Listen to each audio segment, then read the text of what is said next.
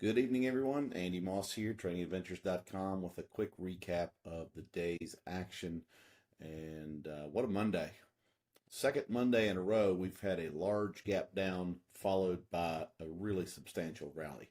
Last week, it was the DeepSeek news rattling the AI trade. And today, it is a continuation of the late Friday sell-off on Trump's comments about the imposition of tariffs on specifically on Canada and Mexico. And so the markets were down steeply when the future session opened yesterday evening at 6 o'clock. And this morning we came in, if you saw the morning update video, we were looking at S&P futures. Here's the S&P 500 E-mini futures up in this upper left panel. And we were watching this kind of pivot area, potential resistance here. And up until about 9:30, around 10 o'clock, maybe just before 10 o'clock, things were still looking pretty weak. And then news hit that Trump had a friendly telephone call with the president of Mexico, and tariffs were going to be delayed by 1 month. That came along with a commitment from Mexico that they would send some troops to the border to help with the curb the drug traffic and illegal crossings and so forth. And so just like that, stocks started going up. I had posted a chart earlier in the day. Let me switch over to the SPY. And this pink line here on the 30-minute chart is the year-to-date anchored VWAP for SPY. And it had come close to that and retreated and then was back up in this area before that phone call. And boom, there you can see how it shot up for the rest of the day there. So we'll come back to that in just a few minutes. Before we do, let's go through the rest of the futures roadmap. Again, if you see this in the mornings, I post it almost every day. I call this the roadmap. We're trying to see what the short to intermediate trend is in the stock index futures contracts. And so again, S&P 500 E-mini futures, nice rebound today, back over the, well, first they went back over the week to date, the new week to date anchored VWAP. Then the pink line is the year to date anchored VWAP, and it's above the pivot. Didn't quite close the gap here. So when you see the red and green shaded areas on these charts, that indicates a gap open, which is simply a disconnect between the opening price and the previous closing price. So didn't quite fill the gap and didn't quite get to the basically flat 5-day moving average on the E-mini futures.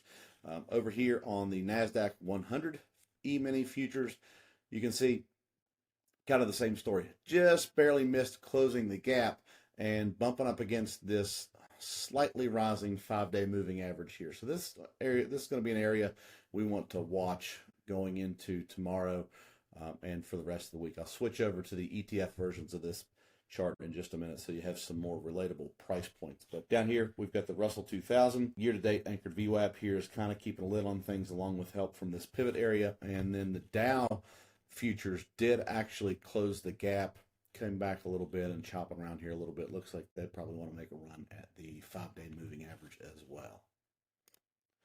So let's look at the ETF version. Same chart. This is the SPY, QQQ, IWM, and DIA.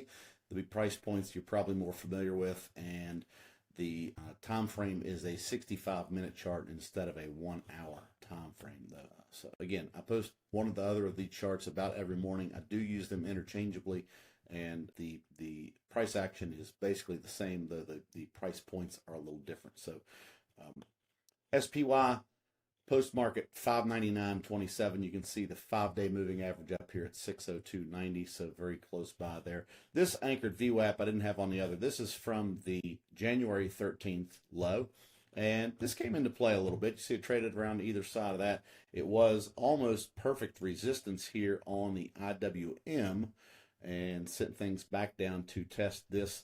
Again, it's a little crowded down here, but the pink line is the year-to-date anchored VWAP. The purple line is the week-to-date anchored VWAP, and then this is that pivot low, and then the blue line, of course, the declining 5-day moving average here. So IWM still in a bit of a chop area. mostly sideways. All of these indicators are basically flat. So we don't have a real resolution there. This is a nice bounce off of the gap down this morning. However, no real resolution or directional change yet. And we could probably say the same thing for most of these. These lines are basically flat, with maybe the exception of the new week to date anchored VWAP, which is expected after such a steep rise today from those morning lows. Q's over here, 520 after hours, and the VWAP's all in this range here from 517 to 518, and the 5-day moving average up here at 521.77.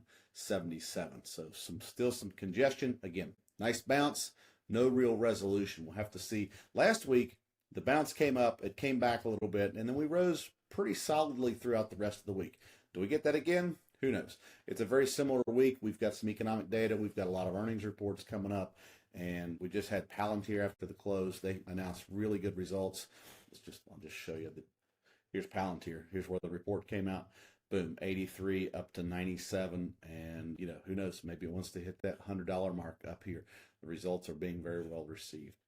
Back to the topic at hand. Here's the Dow ETF. Bounced perfectly off of this pivot low anchored VWAP here. Okay, let's shift over to the daily charts now, which are, of course, always included in the bi-weekly market updates. Here's SPY on a daily. I've added some pivot notations on the chart here by request. Had a couple people looking at this. I typically add the dotted lines with or without a price label, indicate pivot areas that I'm watching. This is an automated feature that I just added on TradingView just to kind of give some reference points along the way if you're interested in that kind of thing. So here's the 575.35 pivot from January 13th. We were looking at that anchored VWAP on the smaller time frame chart. Let me just add that here. So the nice bounce from the morning lows, we're back up through this pivot low from last Monday and above the 21-day moving average. That's the blue line here, and closed right here with the 50-day and that pivot low anchored VWAP. Our closing price, $597.77, and those are all within, less than $1 of that, the 50-day and the January 13th anchored VWAP there. So I've said it again. I'm getting repetitive here. Nice bounce, not a real resolution yet. So we want to see the 8-day is still up here around 603. We've still got this pivot high up here at 609.07, and this all-time closing high was 609.75, just a little bit above that. So what do we do tomorrow? Can we go on up and test the 8-day or maybe get back to the underside of this trend line? Or do we need to come back down and maybe hit Monday's pivot low? We've got a new pivot here at 590.49. Just show you here when I add this line here, you can see the dotted line shows up and it gets a price label over here in the scale. 590.49 is today's pivot low, and the 100-day is next below there at 586.99. So that's a lot of numbers. I'm not going to go through as many numbers on the next chart. You get the idea, but these are the indicators and the levels that we want to watch for clues going forward through the rest of the week. Qs, same thing, 21-day and 50-day moving average right here above today's closing price. Let's add the orange anchored VWAP from that low, add another layer there. That's going to be pretty significant resistance there around 518, or at least it was for today. See if that continues on through the rest of the week, or do we get on above it and get back up to test these areas? Again, look at your indicators. Here's the labels over here in the price scale. Let me know if you have any questions about that. I'm happy to answer an email or a note if you are unclear how to read that chart. I do want to make this brief and efficient without droning on about each individual level. IWM came back up to test the 21-day, the 100-day in green here, and kind of tried to get back into this sloppy range. Couldn't close there. So back below here, we've got the 200-day and a pivot area down here around 216, 217, and some potential resistance up here at the 100-day, 225 and 226, the pivot 227, 8-day moving average there. We'll hit a couple more charts here. The DIA, Dow Jones 30, continues to be a leader. It's got really the strongest bounce back above this pivot. Looking at the 8-day, financials have been strong, so we'll see how the Dow shapes up for the rest of the week, and look for continued leadership there.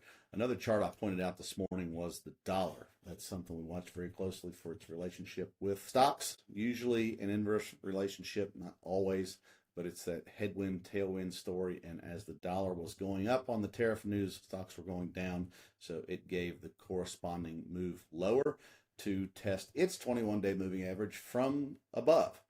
Many stock indices were going and testing that level from below. The dollar coming back down to test it from above as looking for potential support. And so you can see those two factors kind of coming together here. And again, we don't have a resolution. This is a choppy market, chopping and coming kind of back into equilibrium, if you will. TLT, Treasury bonds, they were looking pretty good this morning, holding up, really kind of better than everything else. They came back and sold off a little bit. Not the end of the world. It's holding the 8-day. Can't quite get a close over this pivot, and still looking at the 50-day here, but bonds continue to try to improve their situation. And last but not least, Bitcoin, with just really an amazing recovery. This was down all the way into the 91,000s today. 91,178 and 1 penny is the low of the day on my chart. Look at the volume. It is about twice the 20-day average, and a move from low 91,000s back up to test the 21-day moving average around 102, a little over $102,000. It's 101,460 right now. You can see that over here, and just really an incredible turnaround there for Bitcoin on the day. We look at the weekly chart, which I've been posting every weekend, watching this pattern play out again. Last May through August and October, we had a consolidation period. It's moving up. Same thing again this year. It's moving up.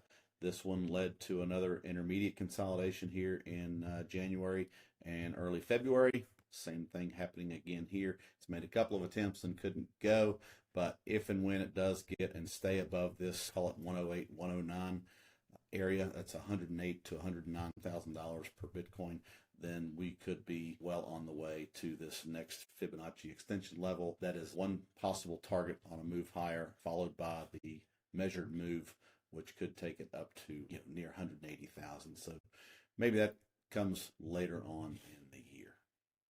So once again, it's going to be another busy week. It feels like it already has been here one day in. The calendar, we just had Palantir. We'll take another check of the chart.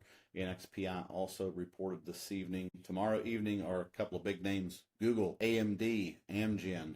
On Wednesday, we've got Qualcomm, ARM, and MSTR. Thursday is Amazon, and Friday is non-farm payrolls. So not to mention JOLTS tomorrow, ADP employment on Wednesday, jobless claims on Thursday, as well as some Fed speakers and other news sprinkled in there. So, again, a little more volatility, a little more chop, a little more uncertainty has been a theme for the year, and that doesn't show any sign of slowing down here into February, which is, by the way, check out, if you haven't, I'm sure you have, because I refer to their work all the time. Jeffrey Hirsch, Almanac Trader, Ryan Dietrich, a couple of whizzes with the stats. They will show you that February in a post-election year is typically a weaker, choppier month. So maybe keep our expectations tempered there a little bit. I will keep this information coming and these charts coming. We'll watch these potential support and resistance levels along the way, see how stocks shake out for the rest of the week. Hope you have a great evening. Thanks for watching. There's your market update from me, Andrew Moss, Chartered Market Technician. A couple resources to help you keep up to date throughout the week. Go to trading-adventures.com. Enter your email to subscribe for free. Also, be sure and follow me on X/Twitter. Search for Andrew Moss CMT and look for the blue check mark. Finally, get real-time options trading alerts from Epic Trades. Go to t3live.com/ET for all the details.